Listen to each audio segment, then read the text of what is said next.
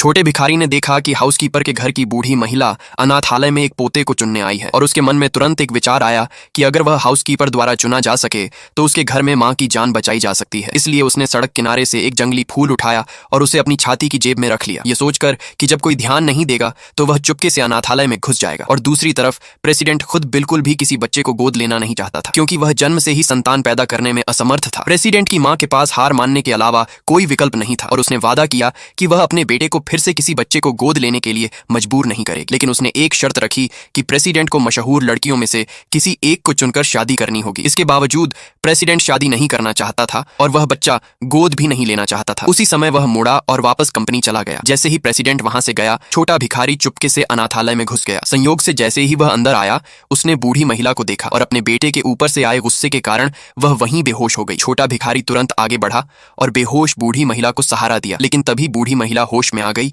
और सामने इस अजनबी छोटे लड़के का चेहरा देखकर चौंक गई। वह बिल्कुल उसके बेटे के बचपन जैसा था। दूसरी तरफ हाउसकीपर को भी ध्यान से सोचने के बाद यही लगा। तभी अनाथालय के प्रेसिडेंट को कुछ गड़बड़ लगा और उसे पता चला कि यह छोटा लड़का अनाथालय का बच्चा नहीं है। इसलिए उसने तुरंत भिखारी को बाहर निकालना चाहा। मजबूरी में लड़का घुटनों के बल बैठ गया और बूढ़ी महिला से विनती करने लगा कि वह उसकी बीमार मां को बचा ले। लेकिन इस समय बूढ़ी महिला के पास किसी और बात का ध्यान देने का समय नहीं था। वह सिर्फ यह जानना चाहती थी कि इस बच्चे का पिता कौन है। जब लड़के ने बताया कि उसकी मां और पिता चेन काउंटी में मिले थे और उसके पिता इसी घर में रहते हैं, तो यह सुनते ही बूढ़ी महिला स्तब्ध रह गई। उसे तुरंत याद आया कि 7 साल पहले उसका बेटा आधे साल के लिए चेन काउंटी में रहा था और वहां से लौटने के बाद वह लंबे समय तक शादी से बचता रहा। अपने मन के शक को पक्का करने के लिए उसने लड़के की उम्र पूछी और लड़के ने बताया कि वह 6 साल का है। यह सुनकर बूढ़ी महिला को जैसे बिजली का झटका लगा, क्योंकि समय पूरी तरह मेल खा रहा था।